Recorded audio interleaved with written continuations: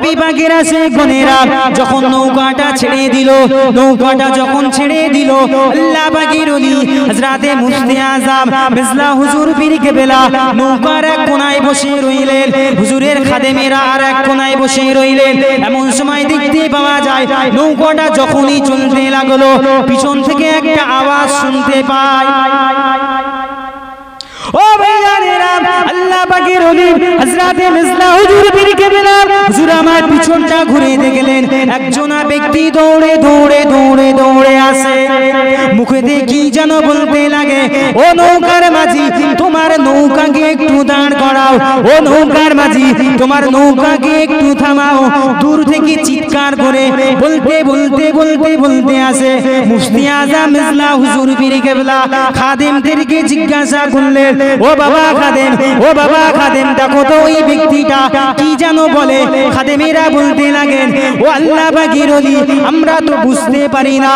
ও যুবকেরা তরুণীরা, এমন সময় দেখতে পাওয়া যায় ওই ব্যক্তিটা যখন নৌকার কাছাকাছি চলে আসে ওই ব্যক্তিটা বলতে লাগে, ও নৌকার মাঝি নৌকাটা একটু দাঁড় করাও, কেন না আমার মনেতে বড় আশা ফুরফুরা শরীফের মুজাদ্দিদুজ্জামান দাদা হুজুর পীর কেবলা রাহমাতুল্লাহ আলাইহির হুজুরের আওলাদের সঙ্গে একটু আমি দেখা করব। জোরে বলা গেল না? কে বলছে? ওই ব্যক্তিটা।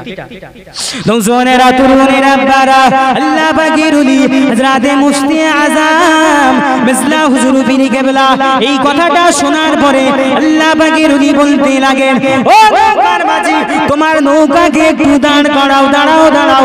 ওই ব্যক্তিটা কি যেন বলতে লাগে। এমন সময় দেখতে পাওয়া যায় ওই ব্যক্তিটা দৌড়ে দৌড়ে এসে একটা ব্যাগে করে দুটো টিফিনে একটা টিফিনে রুটি আর একটা টিফিনে হালুয়া নিয়ে আল্লাহ পাকের ওলি হযরতে মুফতি আযম মিসবাহ হুজুর পীর কেবলা রাহমাতুল্লাহ আলাইহির হাতে দিয়ে দিলে। জোরে বলা গেল না? ও নবী পাকের আছে গনেরা আল্লাহ পাকের ওলি আল্লাহ পাকের নেক বান্দা হযরতে মিসবাহ হুজুর পীর কেবলা হুজুর আমার বলতে লাগেন, আপনি কে, কোথা থেকে এসেছেন, আপনার পরিচয়টা কি, আমি কি জানতে পারি? আল্লাহ পাকের ওলি এই কথাটা বলার পরে ওই ব্যক্তিটা বলতে লাগে, আমি অন্য কোনো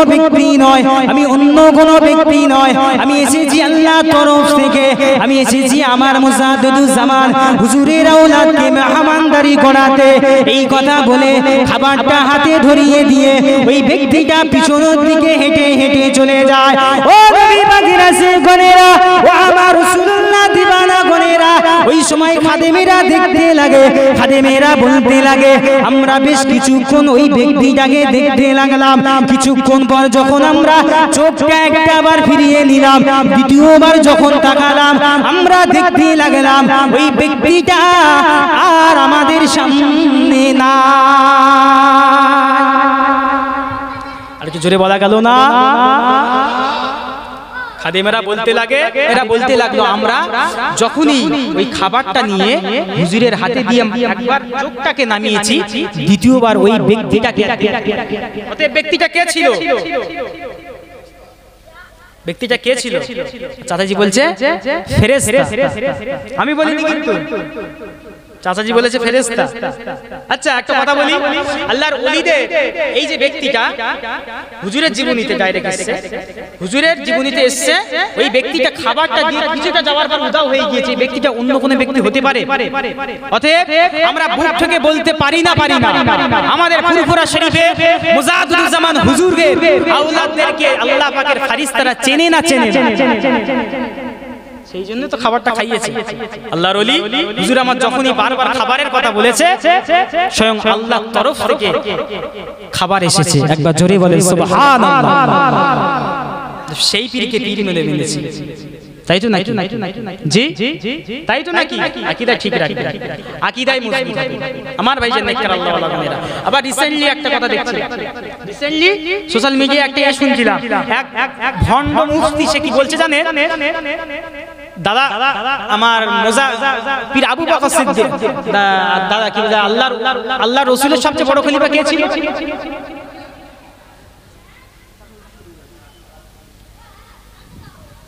আল্লাহর রাসূলের সবচেয়ে বড় খলিফা কে ছিল?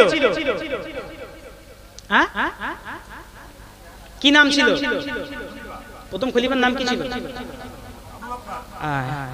হযরতে সিদ্দিক আকবর, হযরতে আবু বকর সিদ্দিক রাদিয়াল্লাহু তাআলা আনহু।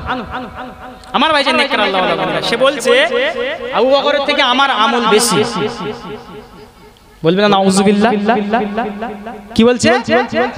আবু বকরের থেকে আমার আমল বেশি। কেন, কি জন্য? আবু বকরের থেকে আমি বেশি জিন্দেগি হায়াত পেয়েছি, আবু বকরের থেকে বেশি ইবাদত পেয়েছি।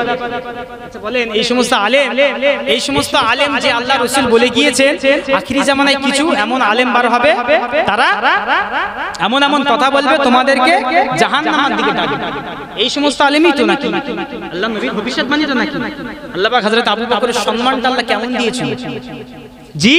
যিনি ইসলামের প্রথম খলিফা হযরতে সিদ্দিক আকবর, হযরত আবু বকর সিদ্দিক, ইসলাম জাহানের প্রথম খলিফা, তাই তো নাকি?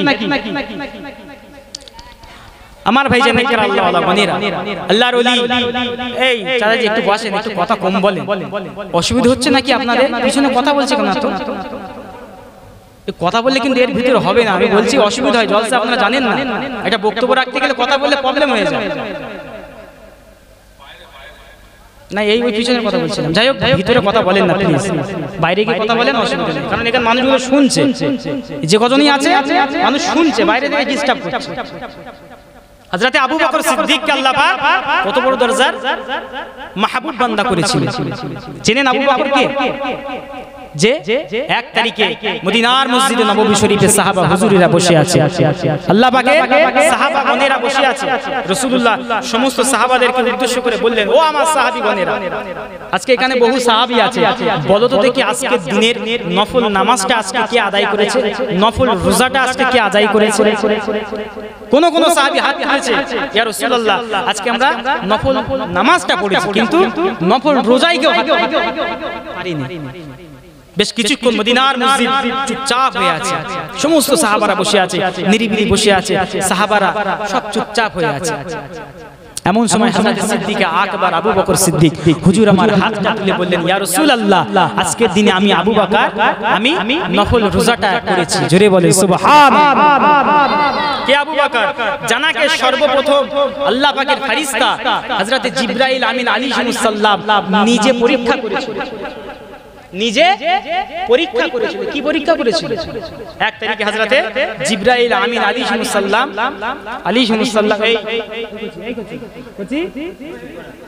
কথা বলছে, চুপ করো, থাক থাক থাক। নওজওয়ানেরা, বারা তরুণেরা, হে নবী পাকের আশিকগণেরা, হে মুস্তাফা জানেরা, আহমদে পাগল গণেরা,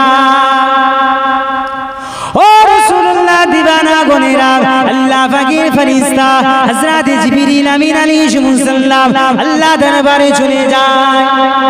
ও রব্বুল আলামিন আল্লাহ পাক, আমি আপনার রাসূলের বড় সাহাবী হযরত আবু বকরকে একটু পরীক্ষা করতে চাই। আল্লাহ পাক আপনি যদি অনুমতি খানা দেন, আমি দুনিয়ার জমিনে চলে যাব। দুনিয়ার জমিনে গিয়ে আমি আপনার রাসূলের বড় সাহাবীকে একটু পরীক্ষা করতে চাই। ও ভাইয়ারা, আল্লাহ পাক অনুমতি খানা দিয়ে দিলেন। আল্লাহ পাক যখনই অনুমতি খানা দিয়ে দিলেন, হযরত জিবরিল আমিন আলাইহিস সালাম দুনিয়ার জমিনে চলে আসলেন। দুনিয়ার জমিনে চলে এসে আল্লাহ পাকের রাসূলের সাহাবী হযরত আবু বকরের সামনে চলে আসলেন। ও হযরত আবু বকর, আসসালামু আলাইকা ইয়া আবু বকর। আল্লাহ নবীর সাহাবী হযরত আবু বকরের সামনে হাজির। কে? ফেরেশতা জিবরাইল আমিন আলাইহিস সালাম, মানুষের সূরত। ও ভাইয়ারা, হযরত জিবরিল আমিন আলাইহিস সালাম আল্লাহ পাকের বড় সাহাবী, আল্লাহ রাসূলের সাহাবী হযরত আবু বকরের সামনে হাজির। আসসালামু আলাইকা ইয়া আবু বকর। ও ভাই আবু বকর, কেমন আছো?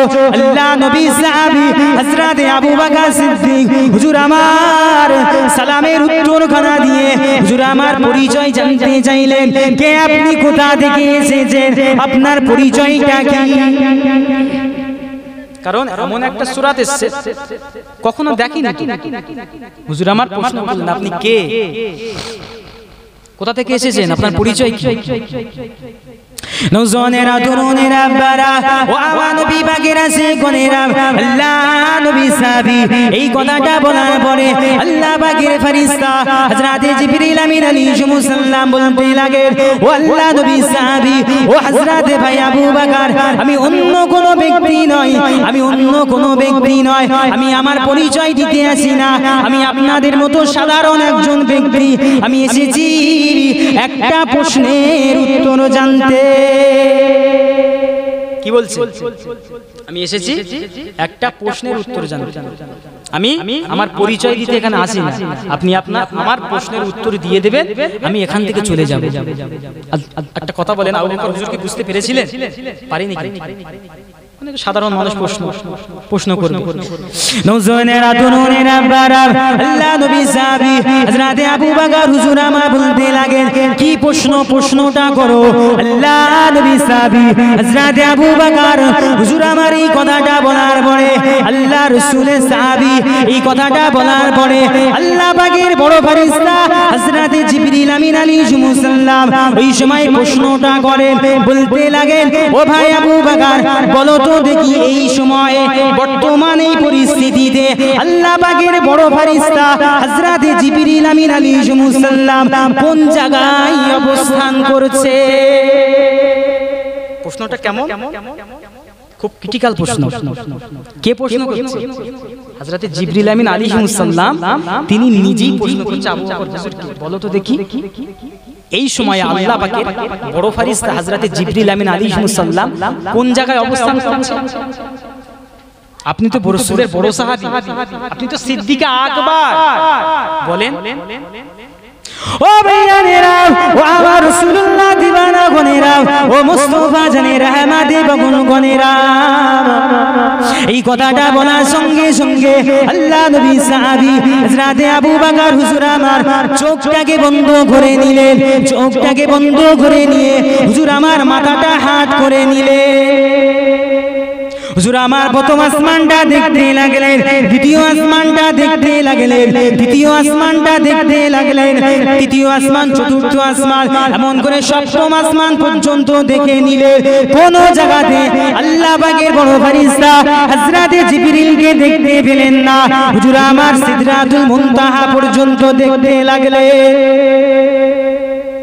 ও ভাইয়ানেরা, ও আমার রাসূলুল্লাহ দিওয়ানা গনেরা, আল্লাহ নবী সাহাবী হযরতে আবু বকর সিদ্দিক হুজুর আমার সিদরাতুল মুনতাহার চতুর্পাশটা দেখে নিলেন। কোন জায়গাতে আল্লাহ পাকের বড় ফেরেশতা হযরতে জিবরিল আমিনকে দেখতে পেলেন না। আল্লাহ পাকের জান্নাত গুলি দেখতে লাগলেন, কোন জায়গাতে আল্লাহ পাকের বড় ফেরেশতা হযরতে জিবরিল আমিনকে পেলেন না। আচ্ছা, একটা প্রশ্ন আসছে, কি বলেন তো, আবু বকর হুজুর দুনিয়া জমিন থেকে কি দেখছে? চোখ কটা? তিনে। আল্লাহ এমন তার মাহবুব বান্দাদের অন্তরের চোখ, কলবের চোখ, তিনি মুরাকাবা হালতে দেখছেন, চোখটাকে বন্ধ করে নিয়ে কোন জায়গায় পাচ্ছেন না।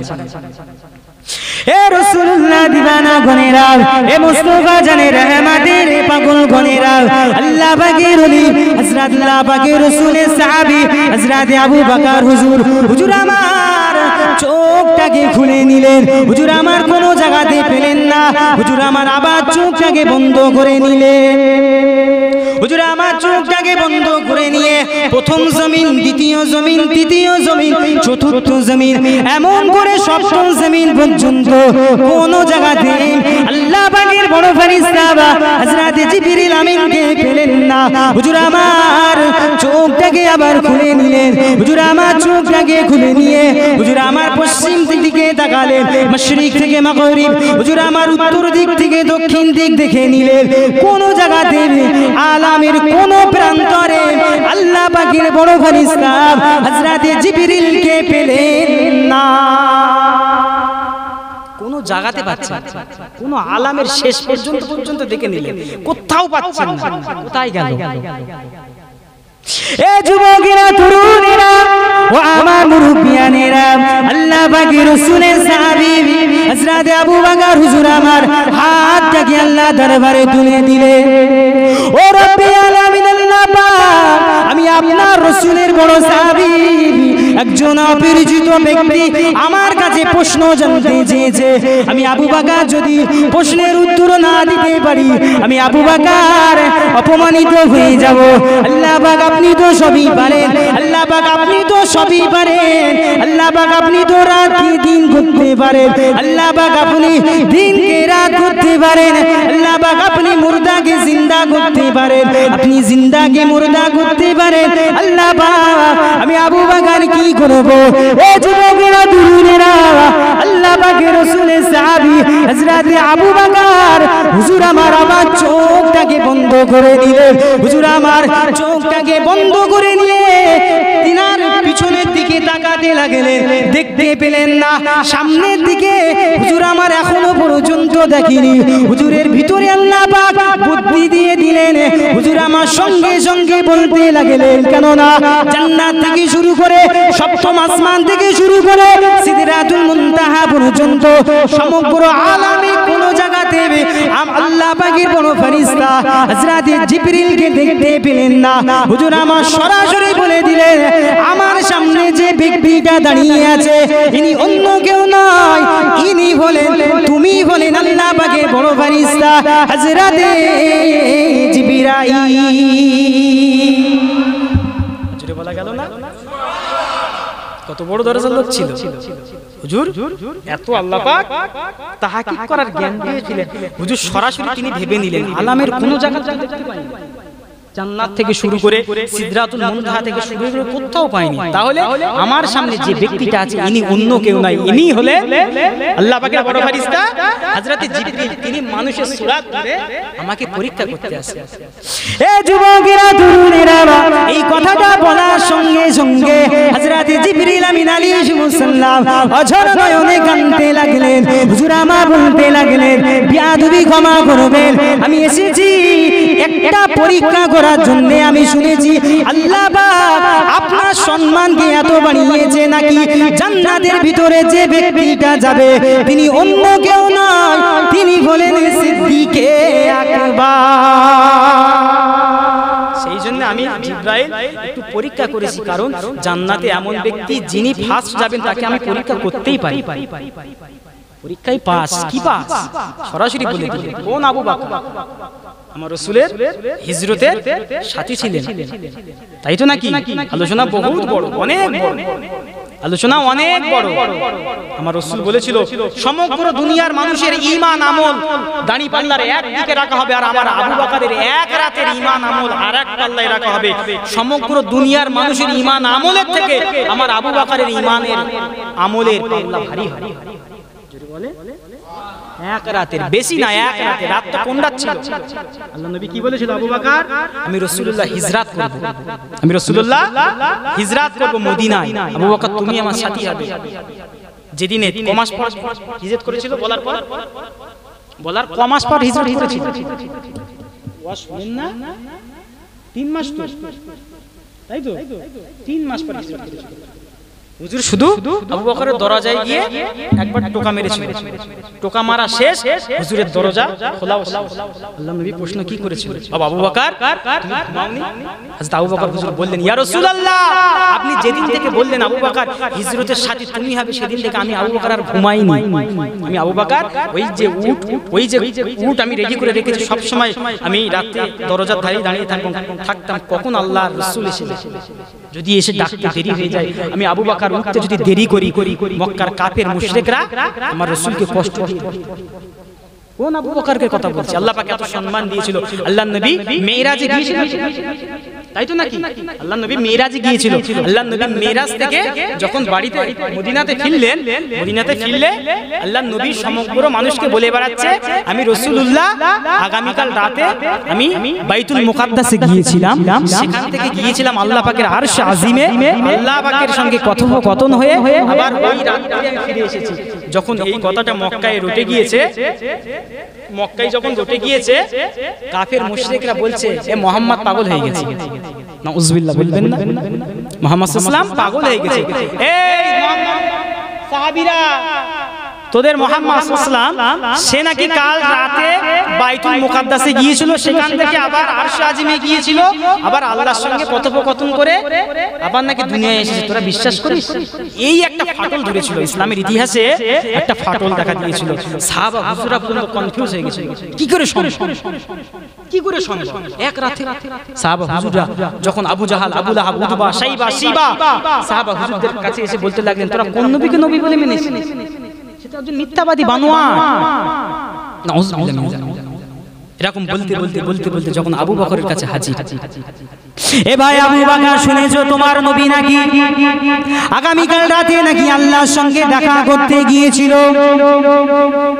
শুধু তাই নয়, হযরত মুহাম্মদ নাকি আগামীকাল রাতে বাইতুল মুকাদ্দাসে গিয়েছিল।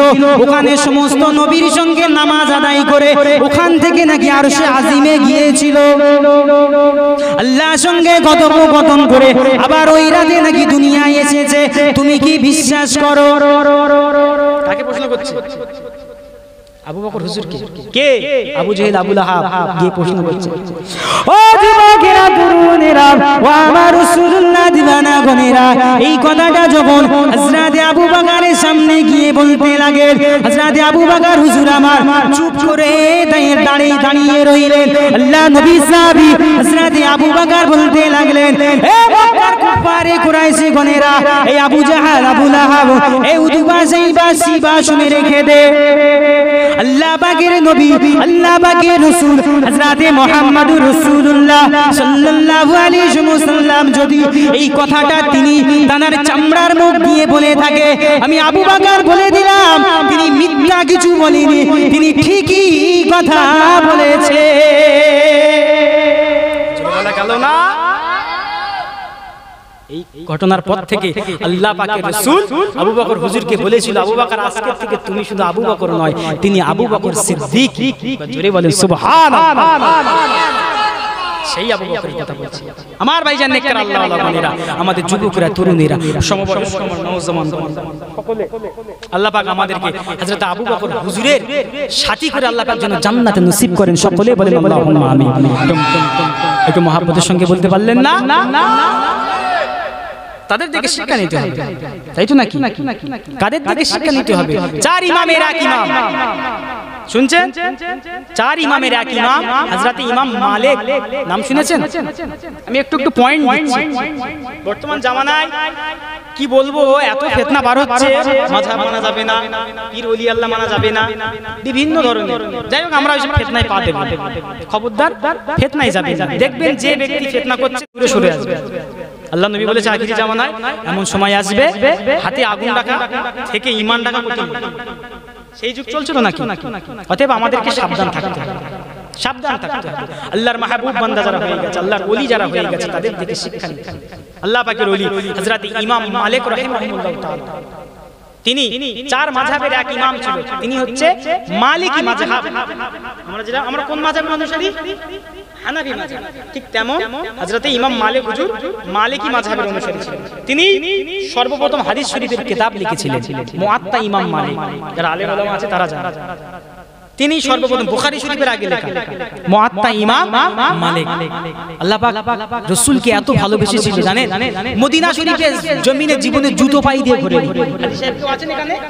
হাজী সাহেব, যারা হাজী সাহেব আছে তারা জানে, মদিনার এখন সব চারিদিকে এসি হয়ে গেছে, মদিনা মক্কা সব এসি হয়ে গেছে।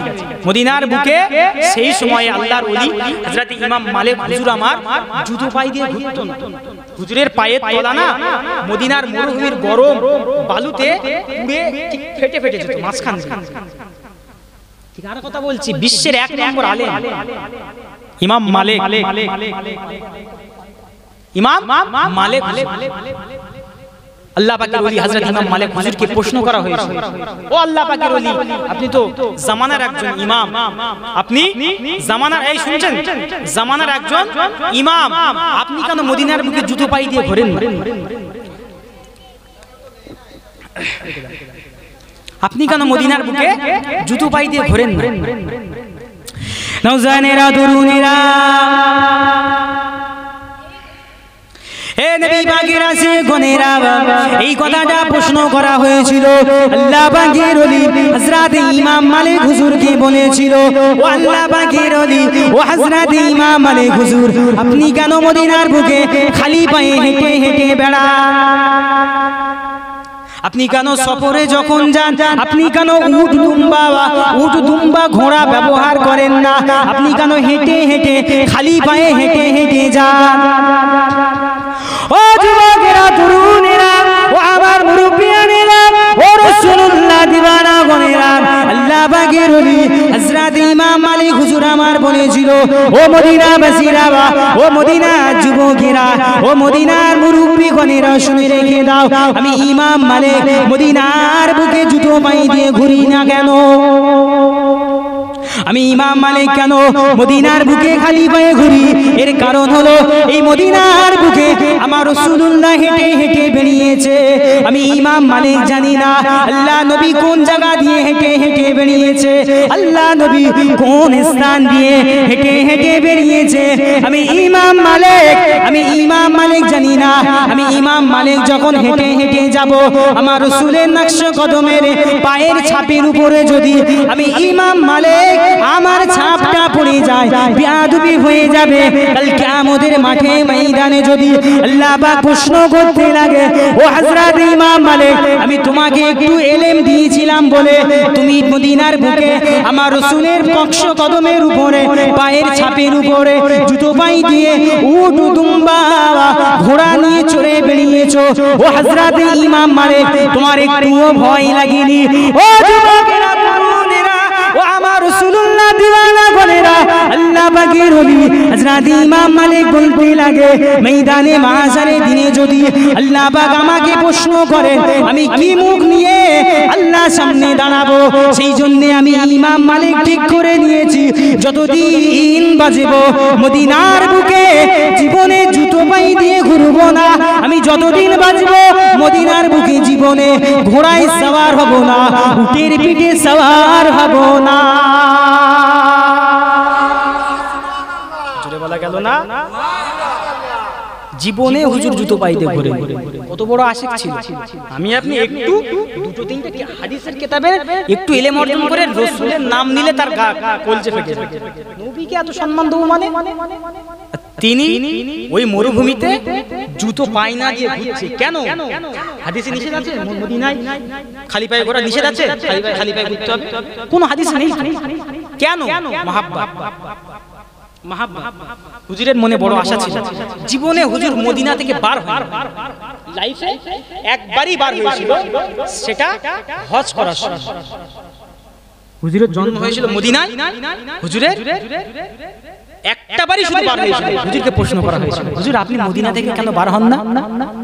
হুজুর কেন? আপনি একজন এত বড় মাপের আলেম, আপনার ছাত্র সমগ্র বিশ্বে আপনার কাছে পড়ার জন্য বিশ্বের বিভিন্ন প্রান্তর থেকে মদিনায় আসে, আপনি কেন মদিনা থেকে বার হন? হুজুর ওই সময় ছাত্রদেরকে একটা উত্তর দিয়েছিল। কি উত্তর?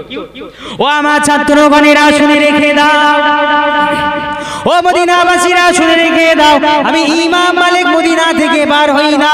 আমি ইমাম মালিক মদিনা থেকে কেন বাইরে বার হই না? এর একটাই কারণ, আমি ইমাম মালিক আমার মনে বড় আশা, আমার মৃত্যুটা যেন মদিনার বুকে হয়। আমি ইমাম মালিক যখন মদিনা থেকে বাইরে চলে যাব, আমি ইমাম মালিক যখন মদিনা থেকে বাইরে চলে গেলাম, এমন সময়ে আল্লাহ পাকের হুকুম হয়ে যায়, মালাকুল মউত যদি আমার জানটা কবজ করে নেয়, আমি ইমাম মালিক আমার মনের আশাটা পূর্ণ হবে না। তাই আমি ইমাম মালিক আমি জীবনে মদিনা থেকে বাইরে বার হব না। কিতাবের ভিতরে দেখতে পাওয়া যায় আল্লাহ পাকের ওলি হযরত ইমাম মালিক হুজুরের মৃত্যুটা মদিনার বুকে হয়েছিল। যেটা বলা গেল না, হুজুরের মনে বড় আশা ছিল, আল্লাহ পাক আশাকে পূর্ণ করেছেন। আমার ভাই জানেন কার কথা বলছি খেয়াল করেছেন তো? আমাদের মতো কিছু ফুটো মস্তান দুটো তিনটা হাদিস শরীফের আলেম দুটো হাদিস মুখস্থ করে ফেলেছে, নবীর কথা বললে কলিজা ফেটে যায়, গায়ে চটচট। দুনিয়ার সব কথা বলা অসুবিধা নেই, নবীর শান বলবে ওদের কলিজা ফেটে যায়। এই হাওড়া জেলায় একটা জলসা করছি, হাওড়া জেলায় উলুবেড়িয়া আপনি কুলগাছিয়া পার হয়ে ওই যাই জলসা করছি। এরকম একটা কথাই বলেছি যে রাসূলুল্লাহ আমাদের আকীদা, রাসূলগণ নবীগণ কবরে জিন্দা এবং তাদেরকে কবরে আল্লাহ পাকের জান্নাতি রিজিকও দেওয়া হয়। বিভিন্ন হাদিসে ইন্নাল্লাহ হারামা আলাল আরশ ইসাল্লুন, নবীগণ নামাজও পড়ে, আল্লাহ আন তাকুল আজসাদাল আম্বিয়া ফানাবিয়াল্লাহু হাইয়্যু ইরযাকু, বিভিন্ন হাদিস। মাঝখান থেকে একজন দাঁড়িয়ে কোন কিতাবে পেয়েছেন আপনি? কোথায় পেয়েছেন? নবীরা মানুষ মরে গেলে আবার জিন্দা, কবরে গিয়ে আবার খায়। চিন্তা করতে পেরেছেন? এইবারে আমার কথা বলতে হয়নি, আমার কথা বলতে হয়নি, কমিটিরা এসে আবার মানে যারা বলছিল তাদেরকে আবার থাক বসে, আমি উত্তর দেব। আমি জলসা থেকে নেমে যাই, আমাকে নেমে গিয়ে আমাকে, কারণ এখানে আপনার জন্য এতটা মানুষের অসুবিধা। আমি একটা বিষয় নিয়ে আলাপ আলোচনা করছি, আপনি যে মাঝখান দিয়ে একজন প্রশ্ন করে কোথায় পেয়েছেন হুজুর কিতাব দেখান, অসুবিধা হবে না? হবে না, জলসার টাইমের প্রবলেম হবে সব। আমি বলেছি আমি নামবো স্টেজ থেকে, আপনি দেখা করবেন, আমি উত্তর দেব। ওই করে সেটি ঝামেলা জলসা আধা ঘন্টা কেটে গেছে। তামার ভাইজান নেককার আল্লাহ আল্লাহ বলেন, আমাদের আকীদা ঠিক করতে হবে। ইমাম মালিক যিনি সর্বপ্রথম হাদিসের কিতাব লিখেছেন, মুআত্তা ইমাম মালিক, তিনি তানার কথা বলছেন। এক তারিখে হুজুর আমার মদিনার মিম্বারের উপরে, মদিনার চাতাল আছে, চাতালের উপরে হুজুর আমার ছাত্রদেরকে নিয়ে হাদিস শরীফের দার্স দিচ্ছিলেন। ছাত্ররা সামনে বসে আছে, এমন সময় দেখতে পাওয়া যায় হুজুরের সমগ্র শরীরটা নীল হয়ে গেছে। শুনছেন? হুজুরের ঘুম পাচ্ছে নাকি? অসুবিধা হচ্ছে? হুজুরের সমগ্র শরীরটা নীল হয়ে গেছে, কিন্তু ছাত্ররা বুঝতে পারছে না। ছাত্ররা বেশবার দেখছে, দুই একটা ছাত্র কি হলো, হুজুরের শরীর সবুজ হয়ে যাচ্ছে, নীল হয়ে যাচ্ছে কেন? এমন সময় হুজুর আমার, হুজুরের চোখের পানিগুলি, কোষাগুলি গড়িয়ে গড়িয়ে যখন দাড়ি মোবারক ভিজতে লাগলো, একটা ছাত্র হুজুরকে প্রশ্ন করলেন, ও আমাদের উস্তাদ হুজুর, আপনার কি হলো, কি হয়েছে? নওজওয়ানেরা, তরুণেরা, যুবকেরা, ও নবী পাকেরা সে গনেরা, ও আমার রাসূলুল্লাহ দিবানা গনেরা, আল্লাহ পাকের ওলি হযরত ইমাম মালিক হুজুর বলেছিল, ও আমার ছাত্র গনেরা, দেখো তো আমার পিঠেতে কি যেন কামড়ে বসে আছে, অনেকক্ষণ ধরে বেশ কামড়াচ্ছে, আমি ইমাম মালিক আমি বুঝতে পারছি না, দেখো দেখো। এমন সময় দেখতে পাওয়া যায় একটা পাহাড়িয়া বিছাওয়া, একটা পাহাড়িয়া বিছাওয়া হুজুরের পিঠেতে কামড় দিয়ে বসে আছে। পাহাড়িয়া বিছা, বিছার বিছে হুজুরের শরীর সবুজ হয়ে গেছে। হুজুর কোনো সাউন্ড করছে না, কেন? হুজুর কি পড়াচ্ছেন? হাদিস শরীফের কিতাব পড়াচ্ছেন। নবীকে কতটা মহব্বত করেছিল দেখেন। আর আমি আপনি কোথায়? আমি আপনি বলি আমরা মরলেই জান্নাতে, কাঁচ কলা আমরা বলি আমাদের জান্নাত রেজিস্ট্রি, তওবা করে নেব, সব ঠিক তাই তো? আমার ভাইজান ভালো করে, ও যুবকেরা, তরুণেরা, ও আমার রাসূলুল্লাহ দিবানা গনেরা, আল্লাহ পাকের ওলি হযরত ইমাম মালিক হুজুর আমার বলতে লাগেন, ও আমার ছাত্ররা, দেখো দেখো আমার পিঠেতে যেন কি কামড় দিয়ে বসে আছে। ছাত্ররা এসে দেখতে লাগে পিঠেতে অন্য কিছু নয়, একটা পাহাড়িয়া বিছা কামড় দিয়ে বসে আছে। আল্লাহর ওলি, আল্লাহ পাকের নেক বান্দা হুজুরের ছাত্রগণ বলতে লাগেন, ও আল্লাহ পাকের ওলি, ও হযরত ইমাম মালিক, আপনার পিঠেতে একটা বিছা কামড় দিয়ে বসে আছে, আপনি কেন আমাদেরকে বলেন না? আপনি কেন বলেন না? আল্লাহ পাকের ওলি হযরত ইমাম মালিক বলতে লাগেন, ও আমার ছাত্রগণেরা, আমি বলি না এই জন্য, আমি তোমাদের হাদিস পড়াচ্ছিলাম, আমি তোমাদের হাদিস পড়াচ্ছিলাম, হাদিসের মাঝখানে যদি আমি বলতে লাগি, ও আমার ছাত্ররা দেখো দেখো আমার পিঠেতে কি যেন কামড়ে বসে আছে, বেয়াদবি হয়ে যাবে। আমি ইমাম মালিক, আমাকে যদি ময়দানে মাহশারে দিনেতে যদি আমাকে আল্লাহ পাক প্রশ্ন করে, কি মুখ নিয়ে দাঁড়াবো? সেই জন্য আমি ইমাম মালিক, আমি ইমাম মালিক, আমি থামি না। দেখো দেখো দেখো দেখো পিঠের বিছাটা বার করো। ছাত্ররা বিছাটা বার করলেন, ওই সময় হুজুরের শরীরটা সবুজ হয়ে গেল বিষেতে। ও যুবকেরা, তরুণেরা, আল্লাহ পাকের ওলি ওই সময় হযরত ইমাম মালিক ছাত্রদেরকে বলতে লাগে, ও আমার ছাত্ররা শোনো শোনো শোনো, তবে এর মধ্যে একটা ব্যাপার আছে, এর মধ্যে একটা ঘটনা আছে। আমি ইমাম মালিক যখন হাদিস পড়াচ্ছিলাম, কামড় দিচ্ছিল, বিছার বিষটা যখন আমার সারা শরীরে বয়ে যাচ্ছিল, যন্ত্রণাটা যখন বেড়ে যাচ্ছিল, আমার রাসূলের গুম্বাজে খেজরা সবুজ গুম্বাজ মোবারকের দিকে আমি ইমাম মালিক একটা বার করে চেয়ে নিচ্ছি, সঙ্গে সঙ্গে আমার যন্ত্রণা কমে যায়। আজরে বলা গেল না, নারে তাকবীর। হুজুর বললেন আমার যন্ত্রণা হচ্ছে, যখনই একটা বার করে আমার রাসূলের সবুজ গম্বুজ মোবারকের দিকে একটা বার তাকিয়ে নিচ্ছি, আমার বিছার যন্ত্রণাটা সঙ্গে সঙ্গে কমে যাচ্ছে। চিন্তা করো, নবীকে ভালোবাসি, তাই তো নাকি? আর আমি আপনি কপাল ফাটা বলছি কি আমার নবী আমাদের জন্য শাফাআত করতে পারবে না। শুনেন না, বাংলাদেশের বক্তা আমাদের ইন্ডিয়ার বলছে কিয়ামতের দিনে নবী নাকি নিজের গুনাহতেই চিন্তিত থাকবে, বলবে না নাউজুবিল্লাহ, তাই নাকি? আকায়েদের কিতাব আকীদাতুত তাহাবী বলে একটা কিতাব আছে, আমাদের কামিলে পড়ানো হয়। ওই কিতাবের ভিতরে একটা হাদিস আছে, ইমাম তাহাবী হুজুর তিনি হাদিস লিখছেন কি ইয়াশফাউ ইয়াউমাল কিয়ামাতি সালাসা, কিয়ামতের দিনে তিন ধরনের ব্যক্তি শাফাআত করবে। কথা বলে না, তিন ধরনের ব্যক্তি কিয়ামতের দিনে শাফাআত করবে। আপনারা বিরক্ত হচ্ছেন? দরুদ শরীফ পড়ে আল্লাহুম্মা সাল্লি আলা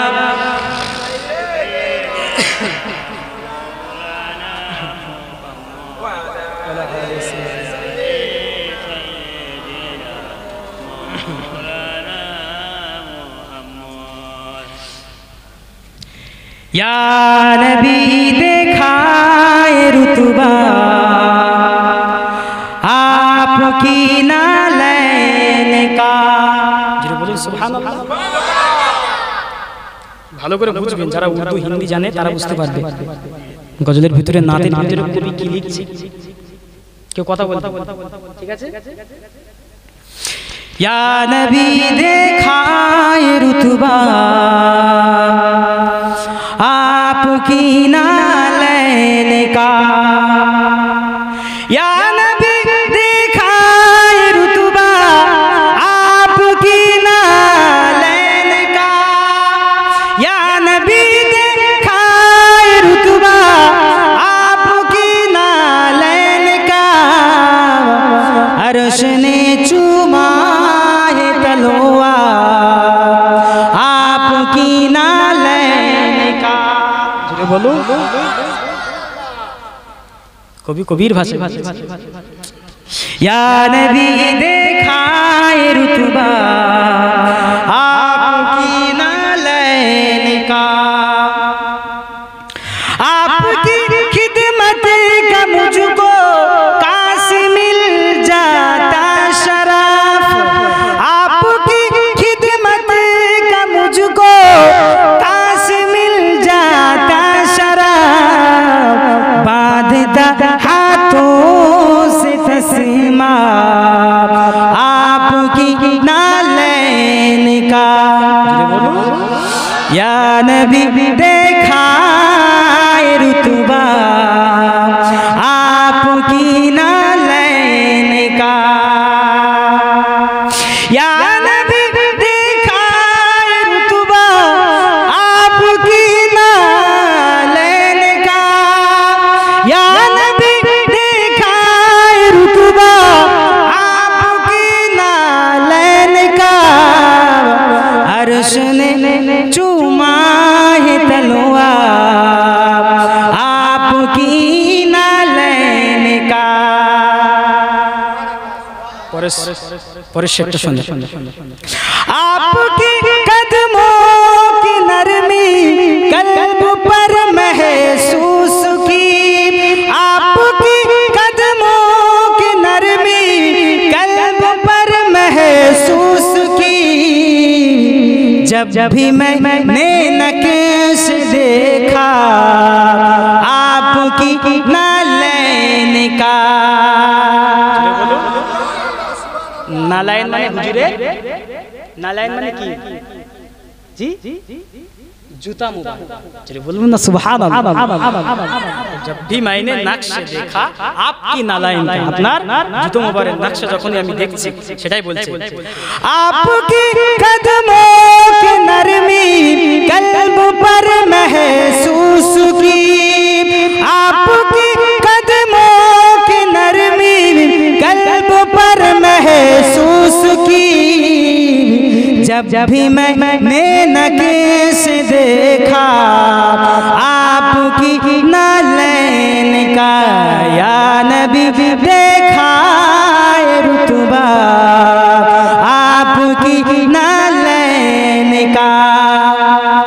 हश्र में जब लोग चूमे आपका दस्ते कराम, हश्र में जब लोग चूमे आपका दस्ते कराम, सबसे छुप कर लो में बोछा आपकी नालैन का, सबसे छुप कर लो में बोछा आपकी नालैन का। या नबी देखा रुतबा आपकी नालैन का। जिससे आगे जाए तो जल जाए जिब्रील के। আল্লাহ নবী যখন মিরাজে জিবরিল এবং আল্লাহ রাসূল আরশে আজিমে সামনে দাঁড়িয়ে, আল্লাহ নবীকে বলছে জিবরিল কি বলেছিল, ইয়া রাসূলুল্লাহ এবার আপনি যান, আমি যেতে পারবো না। নবী বলছে চলেন, বলে না এবারে গেলে আমি সব চলে যাব, আমার ডানা সব চলে যাবে। তাই কবি সেই সেটাই বলছে, जिससे आगे जाए तो जल जाए पर जिब्रील के, उससे आगे जाना देखा आपकी नालैन का, उससे आगे जाना देखा आपकी नालैन का। ताज क्यों ना भीख मांगे आपकी नालैन की, ताज क्यों ना भीख मांगे आपकी नालैन की। ताज बर कहते हैं सदका आपकी नालैन का। या नबी देखा रुतबा आपकी नालैन का। अल्लाहुम्मा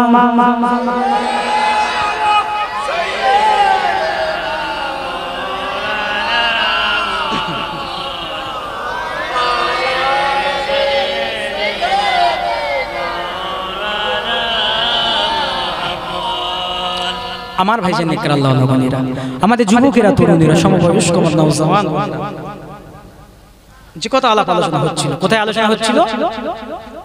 জি আল্লাহ রাসূল আমাদেরকে শাফাত করবেন না করবেন? করবে। আমি একটা হাদিস তুলেছিলাম, কিয়ামতের দিনে তিন শ্রেণীর ব্যক্তি শাফাত করবে। ইয়াউমা ইয়াশফাউল কিয়ামাতি সালাস, আল আম্বিয়া, আশ শুহাদা, আল উলামা। নবীগণ, শহীদগণ, হাক্কানি, আল্লাহ পাকের আলেম উলামা, তাই তো নাকি? শাফাআতকে দুই ভাগে ভাগ করেছে। কটা ভাগ? এই এদিকে শুনেন, এদিকে শুনেন, ভালো করে মনে রাখবেন যেন আর ভুল না হয়। কটা ভাগ? শাফাআত দুই ভাগ, একটা শাফাআতে সুগরা, একটা শাফাআতে কুবরা। বড় শাফাআত একটা, একটা ছোট শাফাআত। যে শাফাআতটা আমার রাসূলের জন্য খাস, সেটা কোন শাফাআত? বড় শাফাআতটা শুধুমাত্র আখিরি জামানার নবীর জন্য খাস, আর বাকি শাফাআতে সুগরা ভাগ ভাগ ভাগ। যেমন একটা মাহবুব বান্দা, একটা আল্লাহর ওলি শাফাআত করবেন, নাম আপনারা সকলেই শুনেছেন, হযরতে ওয়াইস কুরনি। নাম কিয়ামতের দিনে শাফাআত করবে। কে ওয়াইস? চেনেন? সকলেই শুনেছেন। নবীর জামানার লোক ছিল, কিন্তু তিনি সাহাবী নন, নবীকে একবারও দেখেননি, নবীর জামানার লোক ছিল। ওয়াইসকে আল্লাহ পাক কিয়ামতের দিনে ওয়াইসকে বলা হবে, হে ওয়াইস, আজকে তুমি কি চাও আমি আল্লাহ তাই দেব। হাদিস পাকের ভিতরে এসেছে। ওয়াইস বলবে, হুজুর আল্লাহ পাক আমি কিছু চাই না, আল্লাহ পাক আমি কিছু চাই না, আমি একটা জিনিসই চাই, আমার রাসূলের উম্মতের শাফাআতটা চাই, যেন সকলেই জান্নাতে যায়। যাই হোক, একটু আলোচনা করব, আলোচনা একটু করব, বিরক্ত হলে বলবেন, তাহলে চেঞ্জ করে আল্লাহ পাকের ওলি হযরত ওয়াইস করনি হুজুরকে আল্লাহ পাক এত দরজার ওলি করেছিল, তিনি নবীর জামানার লোক ছিল, বাড়িটা ছিল কোথায়? ইয়ামানের করনের জমিন, তাই তো নাকি? তিনি নবীকে এতটা মহব্বত করেছিল, এতটা ভালোবেসেছিল, উহুদের জমিনে আমার রাসূলুল্লাহ দান্দান মোবারক শহীদ হয়েছিল, তাই তো নাকি? তিনি বুঝতে পেরেছিলেন, তিনি বুঝতে পেরেছিল, কিতাবের ভিতরে দেখতে পাওয়া যায় তিনি পাথর নিয়ে তার একটা দাঁত ভেঙে ফেলেছিলেন। কেন? নবী পাকের দান্দান মোবারক শহীদ হয়েছে, যখন একটা দাঁত ভেঙেছে আবার তিনি আরেকটা দাঁত ভাঙে। কেন? তিনি শুধু ভাবছেন উহুদের জমিনে আমার রাসূলুল্লাহর কোন দাঁতটা শহীদ হয়েছে, আমি ওয়াইস জানি না। এমন